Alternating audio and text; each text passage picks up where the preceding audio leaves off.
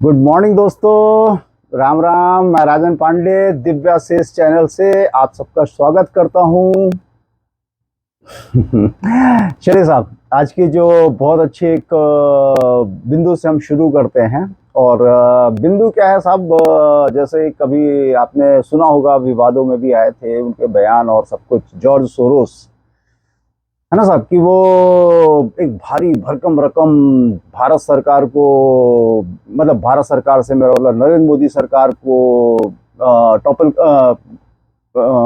गिराने के लिए, कि उनको उनकी जगह दूसरी कोई सरकार आए, इसके लिए वो भारत में बहुत लंबे चौड़ी रकम लगाने को तैयार है, क्योंकि मोदी साहब तानाशाह है। ठीक है। खैर एनीवे, तो अब साहब ने लगाया होगा, कुछ भी हुआ होगा भाई। मैंने तो ऐसे जाना कि जो कर्नाटक में सरकार बदली तो बहुत कुछ साहब का प्रभाव था। साहब कौन, मतलब जॉर्ज सोरोस साहब से। कल या परसों शायद उन्होंने अपनी ट्रांसफर भी कर दी है संपत्ति अपने बेटे के नाम से। बेटा उनका, ऐसा माना जाता है कि उनसे भी बड़ा लेफ्टिस्ट और राजनीतिक क्षेत्रों में दखल और पसंद के लिए जाने जाते हैं वो जूनियर सोरोस। खैर, ये तो आने वाले समय में पता चलेगा, ज़्यादा दूर भी नहीं है। नवंबर में 3 चुनाव हैं शायद, मध्य प्रदेश, छत्तीसगढ़, राजस्थान, नवंबर दिसंबर। और फिर मई 24 में तो फिर मोदी साहब को भी अगली परीक्षा से गुजरना होगा। तो जॉर्ज सोरोस साहब के साथ एक और साहब आ गए सुबह सुबह। बहुत अच्छा एक उन्होंने टिप्पणी कर दी, और यहाँ के जितने भी ऐसे गैर भाजपाई मोदी विरोधी खेमा था, उनके लिए तो साहब बिल्कुल वो क्या बोलेंगे उसको, मतलब अगर मैं खाने की उसमें कहूँ, मैं तो राधे राधे हूँ, आप लोग जानते हैं, देख ही रहे होंगे। वो बड़ा फेमस है, कुछ ऐसा नॉनवेज डिश है। तो चलिए मैं अपने उसमें बोल देता हूँ कि भाई मलाई कोफ्ता जैसा, और शाही पनीर और वैसा कुछ उनको सुबह सुबह नाश्ते में मिल गया। भरपेट खाया साहब उन्होंने। अच्छी उछल कूद मचा रखी है, मैंने देखा ट्विटर पे, अच्छी उछल कूद मचा रखी है। और उनका नाम है साहब जिन्होंने सोरोस साहब के साथ एक बिगुल बजाया है भारत के खिलाफ। मैं भारत के खिलाफ बोल रहा हूँ, भारत सरकार से ज्यादा भारत के खिलाफ। क्योंकि जब कोई विदेशी अगर आपके ऊपर टिप्पणी करता है ना, तो व्यक्तिगत वो किसी व्यक्ति विशेष से ज्यादा देश के ऊपर होती है। चाहे जब जॉर्ज सोरोस ने नरेंद्र मोदी सरकार के खिलाफ कहा था, तो भी मैंने उसको भारत पर ही आक्रमण माना था, कि एक अरबपति खरबपति व्यक्ति ने, जिसका एक बहुत बड़ा नेटवर्क है, जो जाना जाता है बहुत से देशों में सरकार बदलने का और अपनी पसंद के लाने का, अपने पैसों के दम पर, बहुत संपत्ति वाले भैया, जिसके पास अरबों खरबों रुपए होंगे तो वो तो सक्षम हो ही जाता है। तो खैर, तो ये साहब हैं डॉर्सी साहब, जैक डॉर्सी नाम है इनका। ट्विटर के सह संस्थापक हैं, को फाउंडर हैं।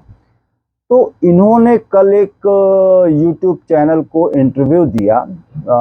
अगर मैं नाम याद कर सकूं उस चैनल का, तो ब्रेकिंग पॉइंट्स कुछ ऐसे करके चैनल है, अभी अच्छे से मैं श्योर नहीं हूं, बट शायद है कि ऐसा है। मुद्दा ये है कि उन्होंने उस चैनल को इंटरव्यू देते समय कुछ बातें कही। जैसे कि उन्होंने एक बात कही कि किसान आंदोलन के दौरान भारत सरकार की ओर से उनके ऊपर भारी दबाव था। दबाव किस बात का था कि वे हैंडल से मतलब वो जो आप लोग जानते होंगे कि जो अपना अकाउंट बनाते हैं ट्विटर पर, सोशल प्लेटफॉर्म ट्विटर पर, तो उनको उसे ट्विटर की लैंग्वेज हैंडल बोलते हैं। तो उन हैंडल से को बैन कर दिया जाए जो मोदी विरोधी सरकार के खिलाफ, या उस बिल के किसान आंदोलन जो जिसके खिलाफ वो उन 3 बिलों के लिए जो आंदोलन हुआ था, तो जो उनके समर्थन में है, किसान आंदोलन के समर्थक हैं, उनके हैंडल्स को बैन कर दिया जाए, निष्क्रिय कर दिया जाए, मतलब बंद कर दिया जाए। और इसके लिए ट्विटर तैयार नहीं था। इसके लिए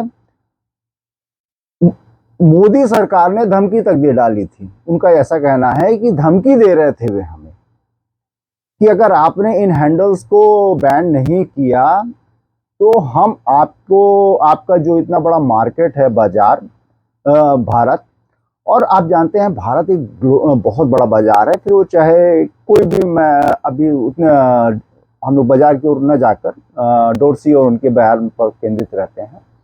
तो आपका ये जो इतना बड़ा बाजार है भारत, आपके इतने सारे सब्सक्राइबर हैं यहाँ पर, हम इसको यहाँ पर बैन कर देंगे। इस हद तक भारत सरकार डोरसी जी के कथन अनुसार ने धमकी दे डाली। और उसके बाद उन्होंने, जब वे नहीं माने, ट्विटर अपनी उस लाइन पर कायम रहा कि नहीं साहब, सबको बोलने की आज़ादी है, फ्रीडम ऑफ एक्सप्रेशन है, सब आप कोई भी अपनी बात रख सकता है। तो मोदी सरकार ने फिर धमकी भी दी, और धमकी को और ज़्यादा बढ़ाया कि हम आपके जो यहाँ पर कर्मचारी हैं उनके यहाँ छापे मारेंगे, हम उनको ऐसा करेंगे, हम उनको वैसा करेंगे। मगर हम अपने उस पर कायम रहे कि नहीं, ये तो साहब, ये तो फ्रीडम ऑफ एक्सप्रेशन है और यह कायम रहेगी। अगर आप सबको याद होगा तो उस समय थोड़ा सा बहुत, थोड़ा सा नहीं, बहुत ज़्यादा वाद विवाद बढ़ा था। उस समय रविशंकर प्रसाद जी, अगर मैं सही से याद कर पा रहा हूँ तो वे सूचना और प्रसारण मंत्रालय का भार था शायद उनका, अगर मैं गलत भी हो सकता हूँ उस समय एग्जैक्टली मैं बोलूँ कि। खैर, आज के संदर्भ में तो हमारे जो मंत्री हैं राजीव चंद्रशेखर जी, तो उनका फिर बयान आया कि ये जो मिस इन्फॉर्मेशन फैलाई जा रही है और एक पार्टिकुलर ग्रुप को खुश करने के लिए, मैं जानता हूँ, मुझे ऐसा मेरा विश्वास है कि वो किसके फेवर में है, वो बयान, डोरसी का बयान। तो उन्होंने फिर सारी जानकारी दी कि हमने ऐसा कभी किसी को धमकी नहीं दी, साफ खंडन था कि आप ऐसा कर दीजिए कि इसको बैन कीजिए, उसको बैन कीजिए। बोले भारत सरकार इतना फुर्सतहा नहीं है कि वो सबका बैठ के देखती रहे कि किसने क्या कहा, क्या नहीं कहा, वगैरह वगैरह। उनका एक सीधा सा होता है कि हमारी जो बात हो रही थी ट्विटर के अधिकारियों से कि भाई, सब देशों के अपने अपने कानून होते हैं, सबके अपनी अपनी एक विधि प्रक्रिया होती है, आप उसका सम्मान करें। क्योंकि ट्विटर का कई देशों में अगर आप देखेंगे तो कई जगह पे, अगर इतनी हिम्मत है तो वो जरा चाइना में अपने इस मीडिया को ले जाकर दिखा दें, सारे जितने भूत हैं वो डोरसी के उतर जाएंगे। वहाँ पे तो आप जितना फ्रीडम ऑफ एक्सप्रेशन और ये सब चीज़ें होती हैं भारत में ही अप्लाई होती हैं। बाकी फिर अब मैं तो सबसे अच्छा उदाहरण मानता हूँ चाइना का। आप जाकर वहाँ पे अपने आप को इस्टेब्लिश क्या, घुस कर दिखा दो, है ना। फिर आपको सब सारे सी जिनपिंग साहब जो हैं आपको बेहतरीन वहाँ की डिश खिलाएंगे। खैर, एनीवे तो एक जो बात मैं कहना चाहता था कि जो किसान आंदोलन था, फिर चलो उसको मोदी साहब ने उसको रोल बैक भी कर लिया, अपने तीनों कानूनों को वापस ले लिया। उससे किसका हित सधा, किसका हित नहीं सधा, ये सबको पता है।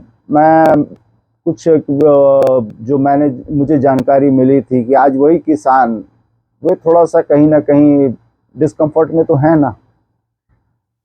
थोड़ी देर के लिए अगर मैं किसान बोल रहा हूँ तो भाई कुछ लोग तो रहे होंगे। मैं ऐसा नहीं मानता कि 100 के 100% मैं जो किसी भी पार्टिकुलर उसकी बात कर रहा हूँ, मन में सोच रखता हूँ कि वे थे, तो मैं बोलता हूँ कुछ सही में भी रहे होंगे। आज उसका उनको कैसा भी मैंने देखा कि रोड में फिर से वो सब्जियां फेंकी जा रही हैं, ट्रैक्टर से कुचला जा रहा है, पड़ी हैं मंडियों में पड़ी हैं, कोई खरीदने वाला नहीं। ठीक है, अब आपको विरोध के चलते ही मोदी जी ने रोल बैक किया था उन कानूनों को, तो अब वो एक हिस्ट्री हो गई। मगर एक व्यक्ति है ना, एक ओवरसीज एलिमेंट, यूएफओ, हमारे लिए तो यूएफओ, अनआइडेंटिफाइड फॉरेन ऑब्जेक्ट, आज भारत देश पर हमला कर रहा है मुंह के जरिए, है ना। तो सचेत होने की आवश्यकता है कि चुनाव आ रहे हैं और ऐसे बहुत से एलिमेंट्स, बहुत से लोग सक्रिय होने जा रहे हैं भारत सरकार के खिलाफ। और अगर वे विरोध घर से हो, मुझे बहुत स्वीकार है, सबको हक है, मुझे भी हक है। अगर मुझे कहीं कभी लगे कि मोदी सरकार ये गलत कर रही है तो मैं बोलता हूं, तो उसको मोदी सरकार भी स्वीकार करेगी। मगर अगर कोई फॉरेन एलिमेंट इन्वॉल्व हो इस उसमें, तो भाई तुझे क्या हक है? तू किस मुंह से बोलता है? तुझे मेरे घर में झांकने की इजाजत किसने दी? बट आप लोग, हम सभी जानते हैं कि इजाजत कहाँ से मिलती है, कैसे मिलती है। तो देखिए, मेरा जवाब था, डोरसी तू अपना घर देख, है ना। हम भारत और भारतीयों के लिए तुझे सोचने के लिए जरूरत नहीं है। तेरे पास ट्विटर है तो हमारे पास कू है, और कू भी बहुत बढ़िया कर रहा है, मैं तो कू में हूं भी। तो सबसे मैं अनुरोध करता हूँ, कू ज्वाइन करें। जिनको अपने बातें अच्छी लगता है कि उनको सोशल मीडिया पर रखनी चाहिए, कू ज्वाइन करें और कू पर अपनी बात रखें। हमारा अपना निजी इंडिजिनस प्लेटफॉर्म है। तो मित्रों, बस एक छोटी सी यही सबसे रिक्वेस्ट थी कि आप लोगों ने, अगर आपको यह संवाद अच्छा लगा हो कि जब एक गैर भारतीय भारत पर आक्रमण करे, भले कितने भी प्रभुत्व रखे, कितना भी ताकतवर हो, तो हम सबका हक बनता है कि तबीयत से जवाब दें। सहमत हो तो लाइक करें, सब्सक्राइब करें और मुझे इजाजत दें। जय जय सिया राम, जय भारत, जय हिंद, वंदे मातरम।